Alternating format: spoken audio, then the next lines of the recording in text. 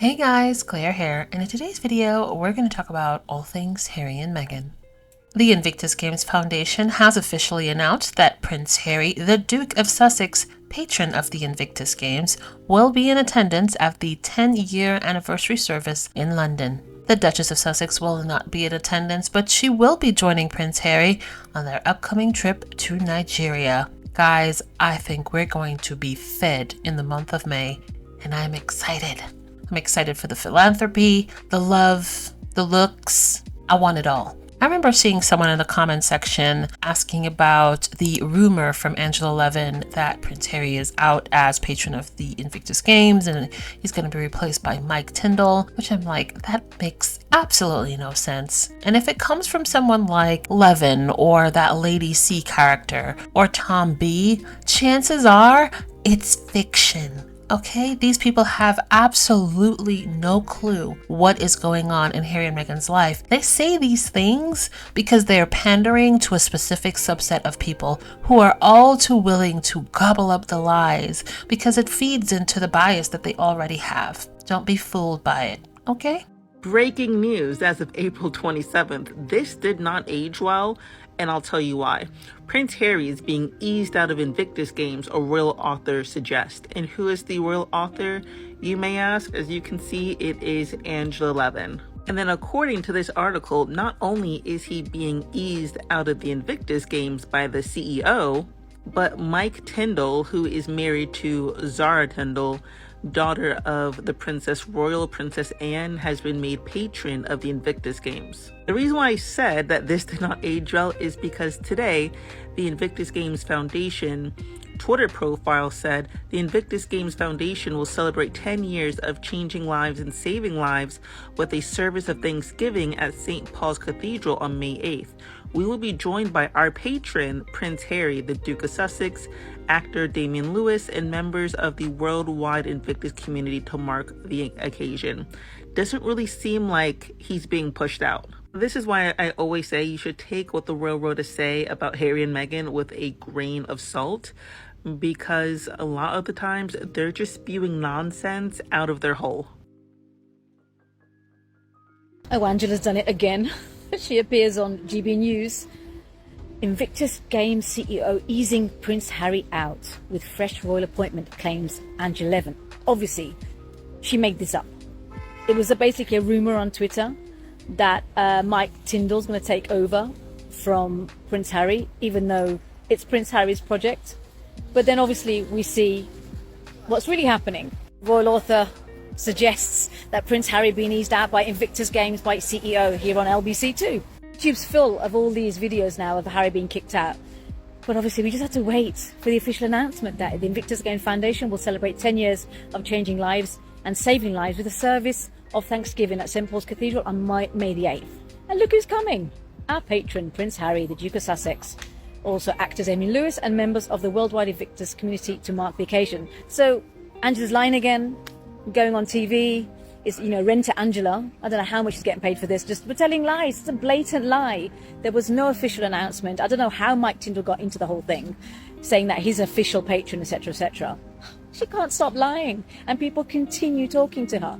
It's crazy. Now, of course, the announcement of Prince Harry's visit to London obviously has the British media talking, and the conversation seemed to be gearing in the direction of royal reporters being annoyed or genuinely confused that Meghan said, thanks, but no, I have no interest in doing that. Seriously, someone on Twitter even shared a screenshot of an article from the Daily Mail, which I believe was like weeks ago, saying, oh, we don't want Meghan here. And now Meghan's like, oh, you don't have to worry about me. You do not have to worry about me. Now they're confused as to why she has no desire to spend her time in that environment. Make it make sense. What is actually wrong with Meghan Markle? I don't get it. All the media stuff is just out of context, pointless drivel. I just want to show the world that there's nothing wrong with Meghan Markle. It's just what the media told everyone was wrong with Meghan Markle. And continues. If you're confused, let me show you. I will say Harry does feature, but it's mostly Meghan Markle the UK media has told everyone to dislike. This is all just from the weekend that's just happened. GB News, Prince Harry and Meghan Markle's bitterness caused severe rifts within royal family. Honestly, this station talks so much about Harry and Meghan, I just don't know what else they talk about. Here's the Daily Mail, and here's a usual example of theirs of turning anything into a negative for Harry and Meghan. No senior members of the royal family will join Prince Harry at the UK Invictus event, which he will also attend without Meghan, before couple embark on their first non-official royal tour of Nigeria. Do you get my drift? Now, remember back in 2023, Harry and Meghan here attended a basketball game. Yes, I said a year ago. As you'll see dated there yesterday, I have a story about Prince Harry and Meghan Markle's secret conversation decoded by lip reader. And in crazy news, they seem to be chatting about their night out.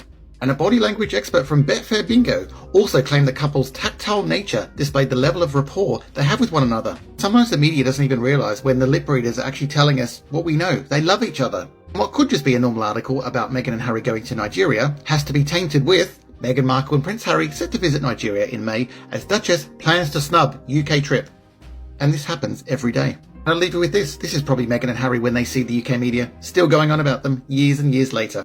And I do love the fact that Harry and Meghan just continue to drown out the noise and focus on what really matters. Now, as it relates to the upcoming trip to Nigeria, the Duke and Duchess of Sussex are scheduled to embark on a significant visit to Nigeria. The purpose of their trip is to extend their support and engagement with the Invictus Foundation. During their visit, the Duke and Duchess of Sussex plan to meet with Nigerian officials, veterans, and athletes participating in the Invictus Games. The royal couple's itinerary includes visits to military rehabilitation centers, sports facilities, and meetings with local organizations working to support veterans' welfare.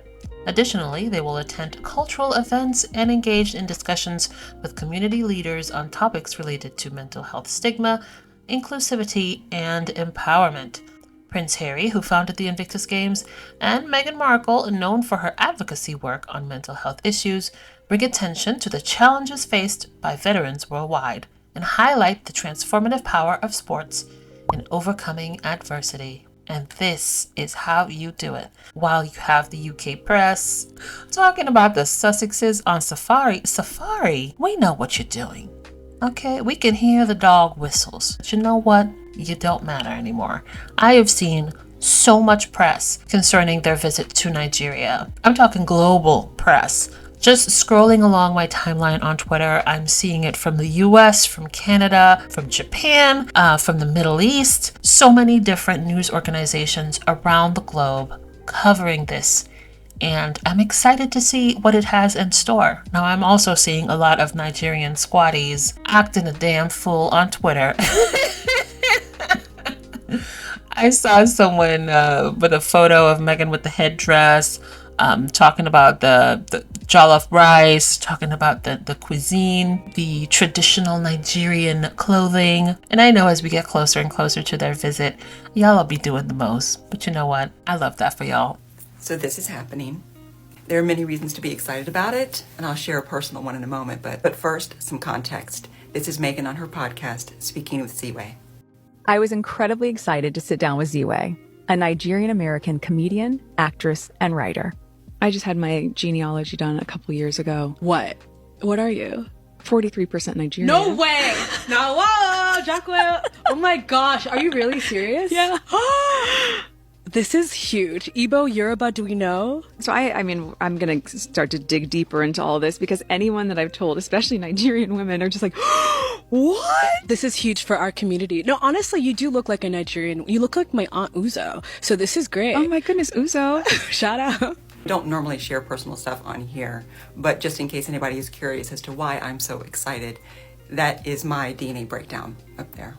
And you can see I'm not 43% Nigerian, I am a mere 15%, along with some other stuff. So as we get to celebrate this news and anticipate a lot of amazing content and information from them, I'm really not going to focus on the negativity, but I want to remind us the tone that they are setting already in the UK is so negative. So instead, we can kind of sidestep the hate cane by looking for and focusing on the proper headlines. The truthful information with the proper tone comes from the press releases. Prince Harry founded the Invictus Games, right? And last year was the very first year that the country of Nigeria participated. So number 3, the visit is basically to consolidate Nigeria's stronghold at the Games and the possibility of them hosting the event in later years. The Honorable Minister of Defense, my apologies for mispronunciation, Abu Bakar, he was there last year in 2023 and will be the host when Invictus Games goes to Nigeria. So this was just a quick reminder that love wins.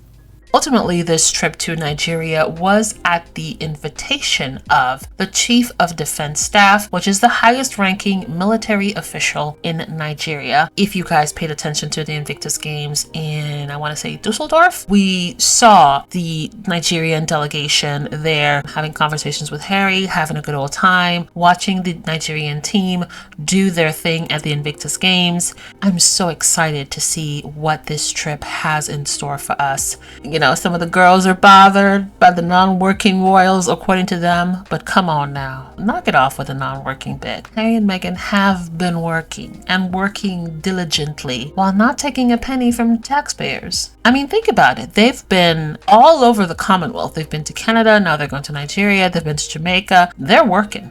And working it and getting a warm reception and being invited to these places and embraced. And here comes the bitter Bettys of the UK tabloids losing their minds.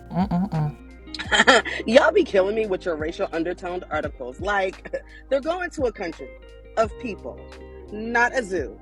But y'all want us to think that that has no part in y'all hatred for Mother Markle? Okay. Secondly, Mother Markle, y'all remember? Y'all didn't want Mother Markle in Britain. So why would Mother Markle go? See, y'all forget, in 2020, she left with who? Your favorite prince and her son. And the only time she's been back, at least publicly that we know of, was during the Queen's funeral. You know, where she gave the deepest curtsy to the person she had the utmost respect for in that family. You see, Daddy Sussex don't play about his wife, and she don't play about her man. So if Mother Sussex is there, you will not see her, okay? And secondly, if she is not there, guess what Daddy Sussex is going to have? Hanger in hand. Because you know Daddy Sussex is good for having his hanger in hand. Because he going to do what? Get back to his wife. In 2021, Prince Harry and Meghan's Archewell Foundation donated to the Save the Children in Nigeria, and in 2023, Archewell has provided school essentials to girls in Nigeria. And as far as we can see, every time Harry and Meghan make trips to different places for one event, they'll usually do other side quests while there. So it'll be interesting to see what other projects they get involved in while in Nigeria. This week, Mindy Kaling shared on her Instagram stories a little video of her enjoying her American Riviera orchard jam with roti. Also, inspired by the video of Chrissy Teigen making that delicious sandwich, you know, of the brie and the jam and the bacon, I saw a lot of squatties on Twitter having their own versions of this sandwich. Non-working royals, Kensington Palace flunkies, PR junkies, whatever we're going to call them, they must be incandescent with rage this morning as the gift that keeps on giving. And by the way, this article has now been removed on the standard page and the royal page. Why is that? As the gift that keeps on giving reports that Harry and Meghan have been invited as non-working royals by Nigeria to take part in some cultural activities. I think this is absolutely great. So Nigeria and Nigeria's political heads of state are recognising the value that Harry and Meghan can bring to their country. Now, whether you like Harry and Meghan or not, and whether you believe some of the absolute that's written about them or not, you got to admit, Nigeria and Nigerians must love them to give them this invitation. And I just think it's quite telling that the same courtesy, the same type of invitation hasn't been extended to any working royals by the same country or others in Africa. Invictus Games coming up. This looks interesting. Definitely using their media influence to shine a light on the things that we need to talk about as reasonable, rational human beings. How countries work together, what we do with people when they're injured. War is a terrible thing. Let's try and knock it on the head. All the things that we need to talk about. And he does have a point. While these Commonwealth nations and indigenous people are embracing Harry and Meghan, And recognizing the soft power that they have, you have the British establishment that's still struggling to find a host for the Commonwealth Games. And this also ties into another point that was made by the Duchess of Eden. The frenzy surrounding Harry and Meghan, but Meghan specifically, keeps the royal family relevant, especially as it relates to the global relevance, right? Royalists are always going to be royalists. They're always going to be tuned into that family. But most people who don't really care about the royal establishment still sort of tune in because Harry married Meghan, and there's so much frenzy surrounding her because she dared to marry Harry, dared to walk away from that institution, dared to continue to live her life on her terms, dare to thrive. Okay, so I just want to share some random thoughts with y'all, if you don't mind. So in the last couple of weeks, I feel like there's been some really boring articles written about these two. Quite frankly, these people are recycling the same nonsense. Y'all, this jam. Dear God, how many times can you write about some jam? Like, I don't understand it. This jam can't taste that good and cannot be this interesting for y'all to write article after article. And you know what's really strange about all of this is that as much as I like Meghan and Harry, and as much as I feel like they do good work and they have good hearts, no one is this interesting to write articles about them every single day. Every day? And it's not just the UK, it's all over the world. Every time these people take a breath, somebody's writing an article. And it's like, why? Like, genuinely, why? Why is this happening? And I keep coming back to this idea, right? That without Meghan very specifically, the British royal family would have fallen into obscurity years ago. Like, they really would have. Because nobody cares about any of the members of the British royal family, especially after Queen Elizabeth died. We got Charles, and I feel like the only time we hear about him now is whether or not he's going to kick the bucket or come back to public duties. You got Andrew, who everybody wishes this man would just up and go away, except for Andrew. You got Anne, who couldn't even get her face on this article that's about her because people care that little. And there's a fourth one, right? There's a fourth one that no one can remember that one's name. I think it's Edward. Is it Edward? I don't know. Nobody cares. No one cares what any of those folks are doing. And then there's Workshire Willie and Duchess Doolittle, who doesn't want to be seen, and William doesn't want to do any work. Without Meghan, there is no British royal family. There's no interest in what the British royal family does.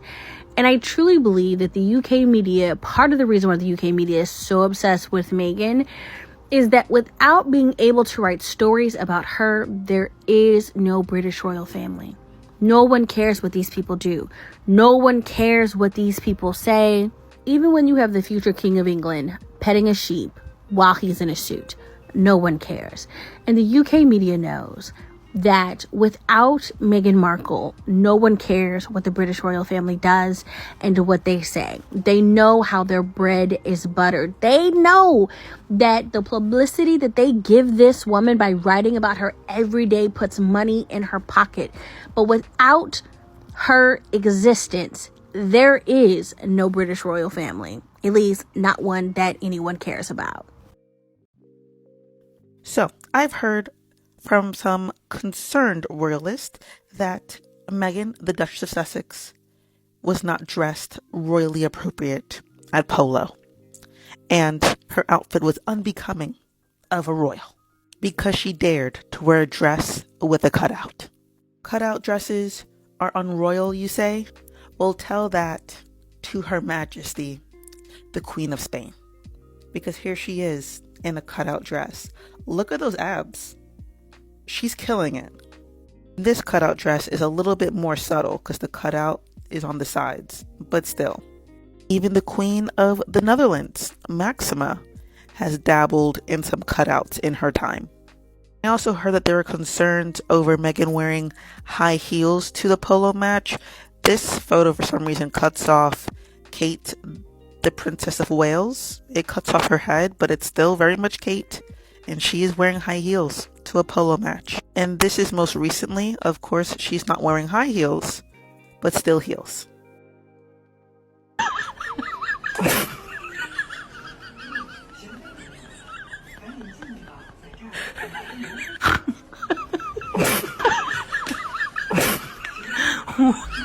Huh?